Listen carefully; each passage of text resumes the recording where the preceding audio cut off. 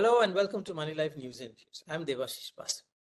Exactly 30 years ago, writing in Business Standard, I had argued that there are two companies in Reliance Industries. One that sets up manufacturing plants and sells products, while the other is focused on raising capital and managing it well through its treasury. They are in a sort of symbiotic relationship. One can't survive without the other. Both are required to work at the same time. Similarly, there are two Narendra Modis. One who administers the country from a vastly expanded Prime Minister's office, while the other is on a perpetual political campaign to win votes by maintaining a larger-than-life image in numerous ways. For 10 years, this strategy worked well. Mr. Modi, the politician, won most of the elections using a recipe of Hindutva, nationalism, and welfarism, supported, of course, by an extremely well-oiled party machinery.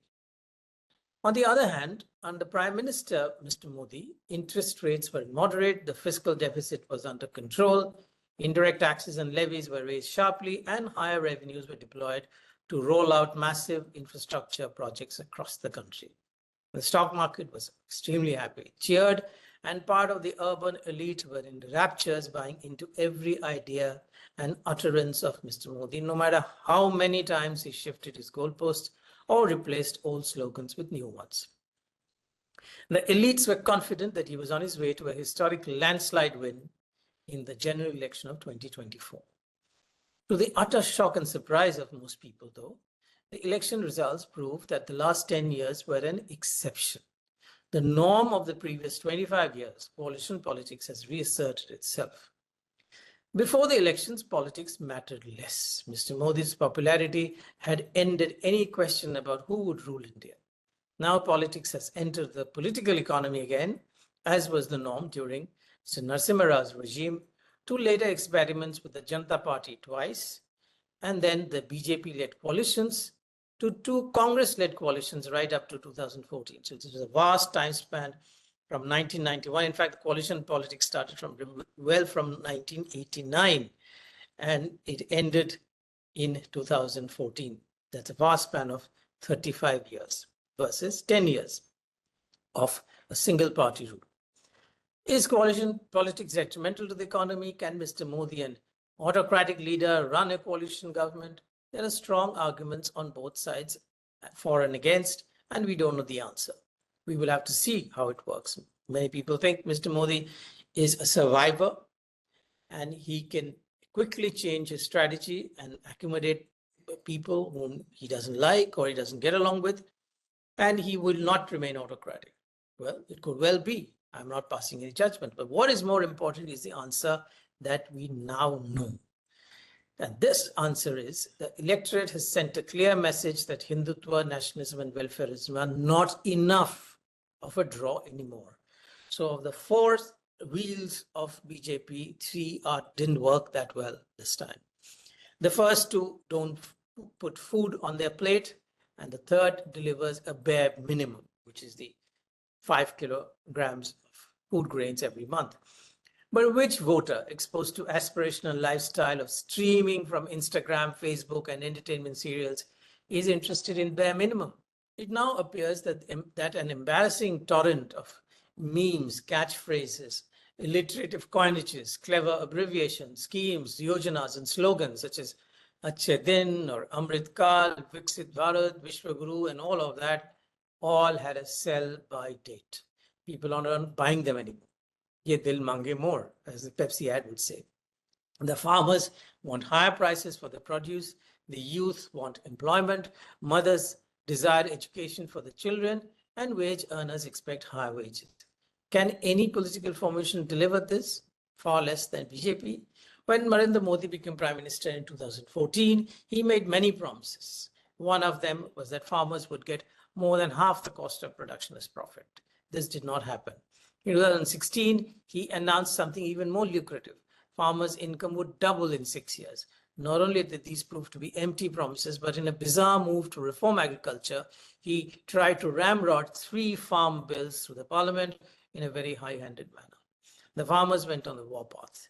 The government responded in an even more autocratic manner, digging up roads, placing spikes, and putting up barricades. inflation in healthcare and education, which affect the poor, which impacts, in fact, every citizen, but affects the poor much more, is in double digits, while the official inflation is a ridiculously low 5%. Rural wages are stagnant, which means they are sharply lower in inflation-adjusted terms. Congress accuses Mr. Modi of promising 2 crore jobs a year. Well, I don't think he promised 2 crore jobs a year, but he did talk about 1 crore jobs a year. That hasn't happened. The upper middle class didn't know the real story outside their own city because mainstream media was persuaded not to report all this distress on the ground. Through a fallacious logic, a K-shaped recovery was dismissed as a better alternative than everyone getting poorer. Now, the elites are suddenly worried about what else the unwashed masses would do if they remain unhappy with 5 kilograms of food grains per month. The only answer is a fundamental transformation, the way this entire Southeast Asia has done, not more welfarism and certainly not slogans and memes. One part of the transformation is empowering the private sector, which alone can establish a long-term sustainable cycle of job creation. It may sound exaggerated, but I think it's Mr. Modi who should worship job-creating businessmen rather than the other way around.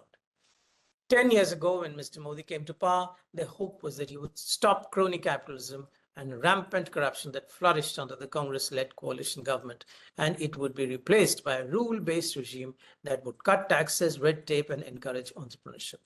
Instead, the climate of doing business remains forbidding, tax extortion is still rife, corruption at the state and district levels have increased, oil prices remain extortive with high taxation, and continued red tape has kept the enterprise system as stifled as before.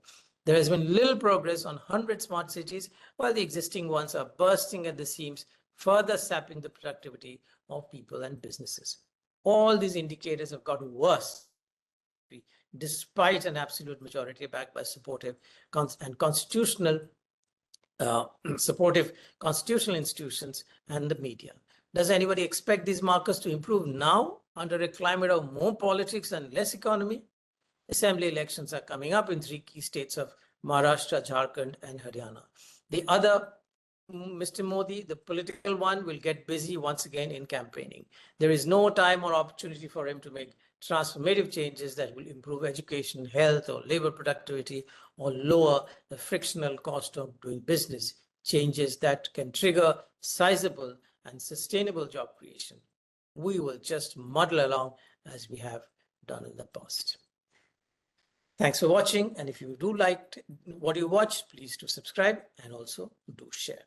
Thank you.